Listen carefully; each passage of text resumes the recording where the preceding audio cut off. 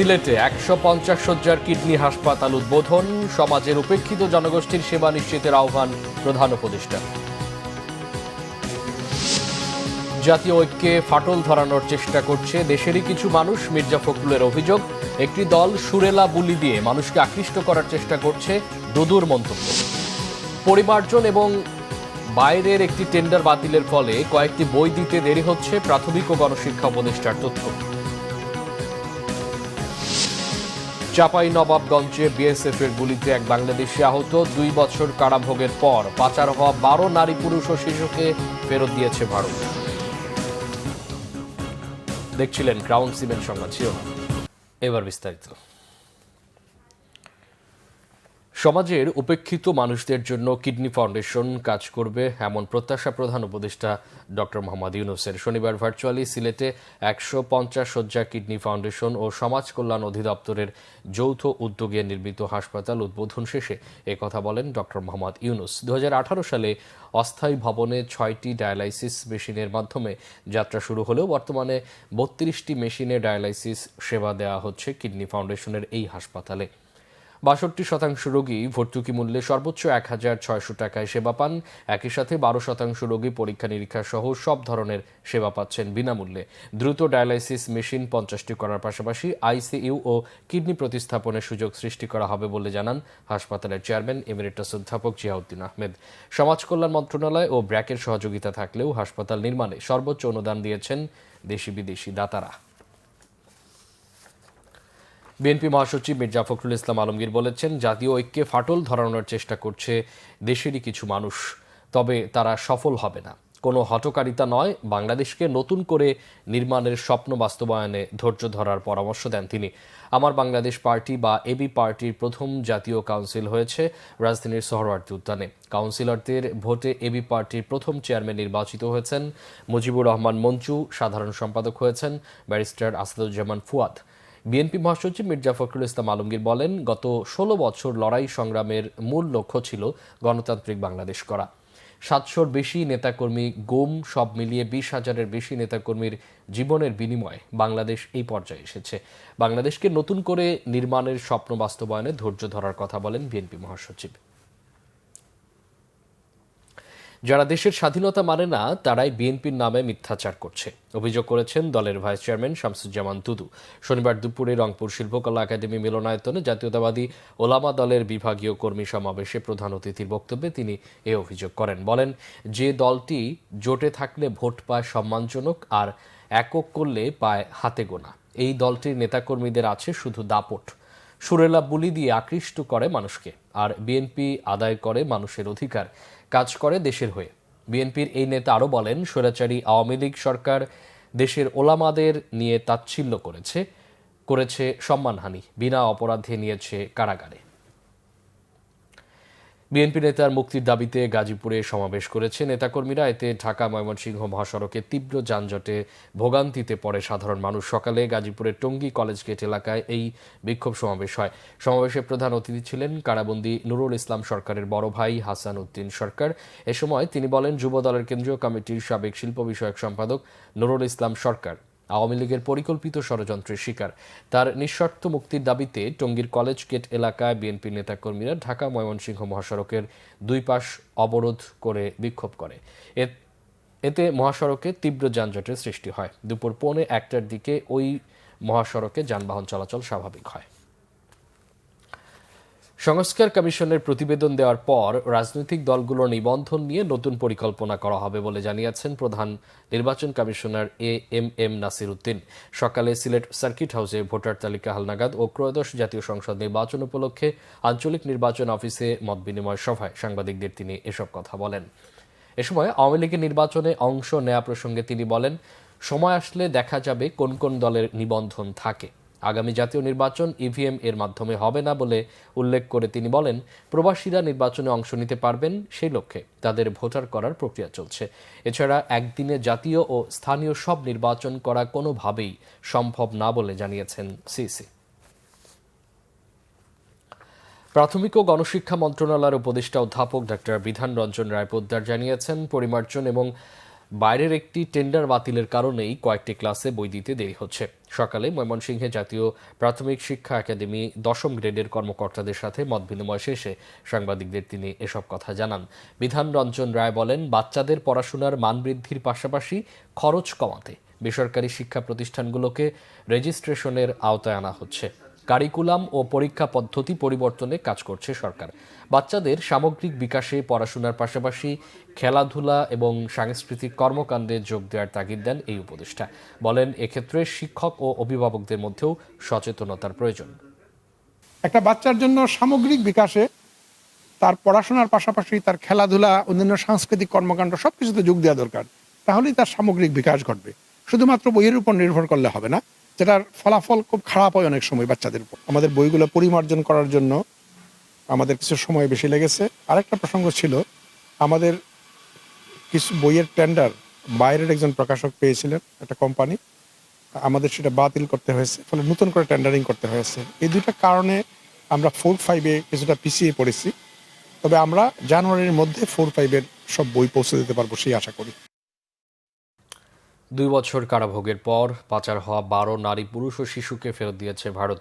ভোরে ভারতের Petrapole immigration police Benapole immigration পুলিশের কাছে হস্তান্তর করে তাদেরকে। এ সময় উপস্থিত ছিলেন দুদেশের বিজিবি, বিএসএফ, কাস্টম ও গোয়েন্দা সংস্থার সদস্যরা। বেনাপোল চেকপোস্ট ইমিগ্রেশন পুলিশের ভারপ্রাপ্ত কর্মকর্তা ইমতিয়াজ মোহাম্মদ আহসানুল কাদের ভুইয়া জানান, কাজের আশায় তারা গত 4 বছর আগে কলকাতা শহরে যায়।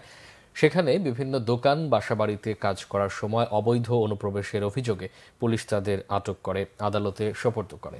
পরে আদালত তাদের 2 বছরের কারাদণ্ড প্রদান করে জেলে পাঠায়। সাজার মেয়াদ শেষে দুই দেশের উচ্চ পর্যায়ের মধ্যে চিঠি দেওয়ার পর বিশেষ ট্রাভেল পারমিটের মাধ্যমে তাদের দেশে ফেরত পাঠানো হয়।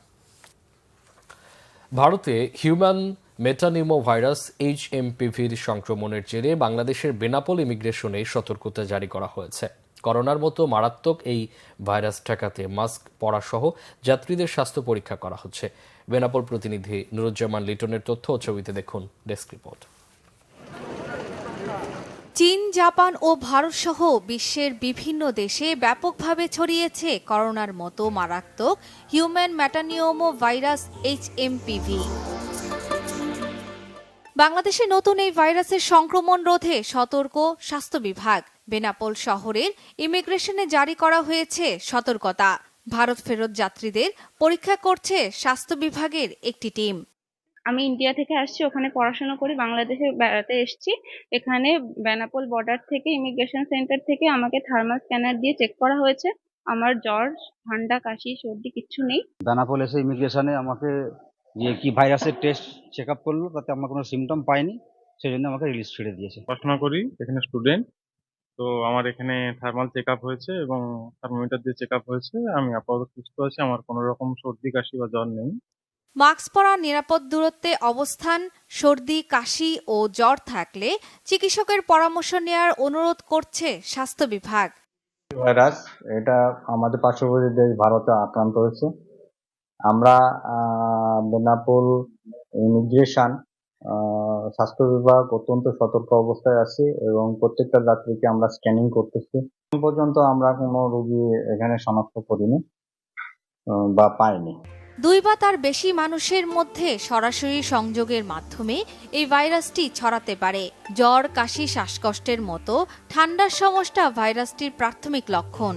সংক্রমণের তীব্রতা ব্রঙ্কাইটিস, নিউমোনিয়া, অ্যাজমার মতো জটিলতা সৃষ্টি করে মহামারীর আকার নিতে পারে। হাম, কলেরা বা স্কাবিসের মতো 11টি রোগ রয়েছে এই মহামারীর তালিকায়। Bangla vision news desk.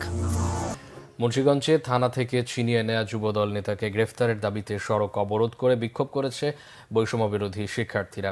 এতে বন্ধ হয়ে যায় ঢাকা মাওয়া এক্সপ্রেসওয়ের যান চলাচল। কয়েক কিলোমিটার জুড়ে সৃষ্টি হয় যানজট। তবে অ্যাম্বুলেন্স ও জরুরি পরিবহন ছেড়ে দেন আন্দোলনকারীরা। ছাত্ররা অভিযোগ করেন, শুক্রবার রাতে এজাহারভুক্ত আসামি যুবদলের নেতা তরিকুলকে গ্রেফতার করে শ্রীনগর থানা পুলিশ। পরে থানায় ঢুকে আসামিকে ছিনিয়ে নিয়ে যায় বিএনপির নেতাকর্মীরা। এই ঘটনায় প্রতিবাদে ঢাকা মাওয়া এলিভেটেড এক্সপ্রেসওয়ের দক্ষিণ কেরানীগঞ্জের টোল প্লাজায় অবরোধ করে শিক্ষার্থীরা। এ সময় পুলিশের সঙ্গে শিক্ষার্থীদের দফায় দফায় বাকবিতণ্ডা হয়। পরে ব্যবস্থা নেওয়ার আশ্বাসে রাস্তা ছাড়েন অবরোধকারীরা।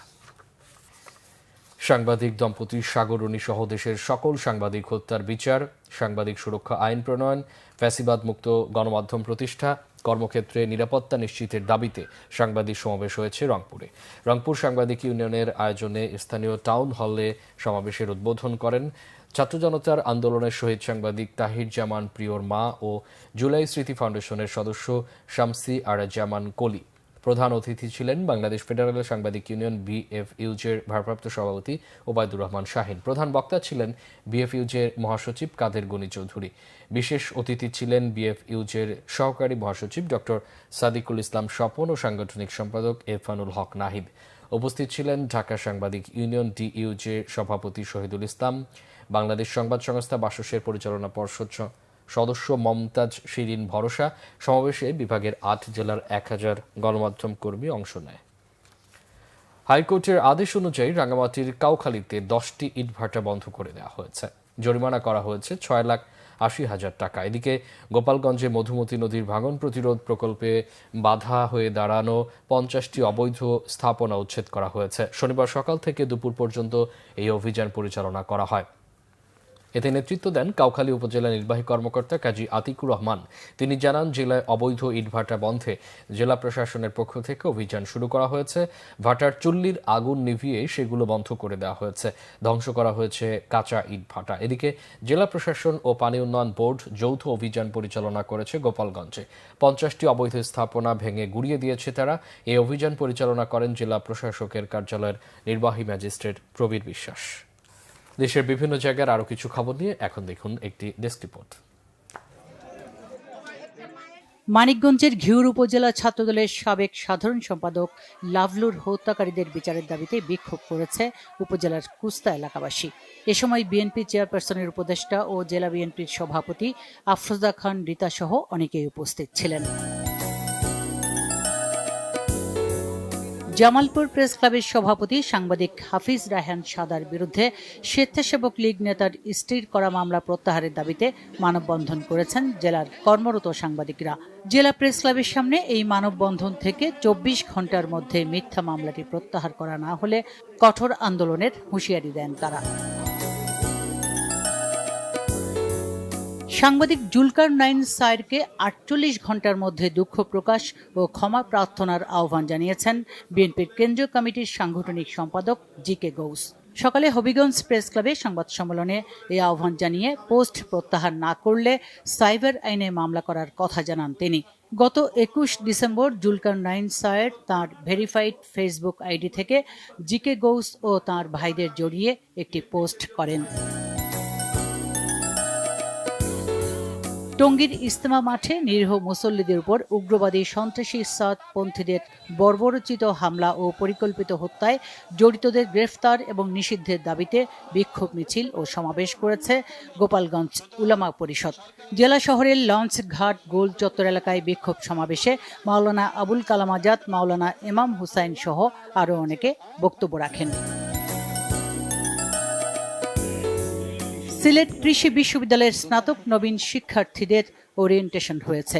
সকালে বিশ্ববিদ্যালয়ের অডিটোরিয়ামে আয়োজিত ওরিয়েন্টেশন অনুষ্ঠানে প্রধান অতিথি ছিলেন বাংলাদেশ বিশ্ববিদ্যালয় মঞ্জুরি কমিশনের সদস্য অধ্যাপক ডক্টর মাসুমা হাবিব।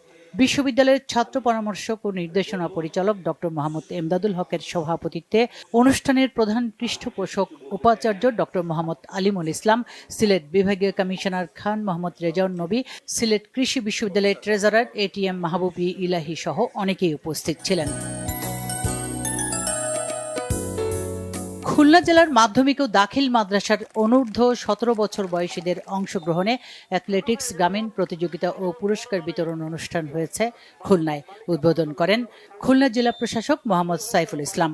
সকালে নগরীর সোনাডাঙ্গায় মহিলা ক্রীড়া কমপ্লেক্স চত্বরে জেলা প্রশাসন খুলনা ও জেলা ক্রীড়া অফিসের উদ্যোগে এই প্রতিযোগিতা হয়। পরে প্রতিযোগিতায় অংশগ্রহণকারী বিজয়ীদের মাঝে পুরস্কার বিতরণ করা হয়। চট্টগ্রাম মহানগরীর বাকুলিয়ার অরাজনৈতিক, সামাজিক, সাংস্কৃতিক ও ক্রীড়া সংগঠন চিটাগাং ইডেন ক্লাবের ৩৫ বছর পূর্তি উদযাপনের ৩ দিন ব্যাপী অনুষ্ঠানের সমাপনী হয়েছে। শুক্রবার রাতে মৌসুমী আবাসিক এলাকার মাঠে সমাপনী অনুষ্ঠান হয়। অনুষ্ঠানে স্থানীয় সরকার বিভাগ চট্টগ্রামের উপপরিচালক মোহাম্মদ নোমান হোসেন সহ গণ্যমান্যরা উপস্থিত ছিলেন। অতিথিরা প্রতিযোগিতা সহ বিভিন্ন ইভেন্টে বিজয়ীদের মধ্যে পুরস্কার বিতরণ করেন। Bangla vision news desk. সংবাদ শেষ করব ক্রাউন সিমেন্ট শিরোনামগুলো আরেকবার জানিয়ে।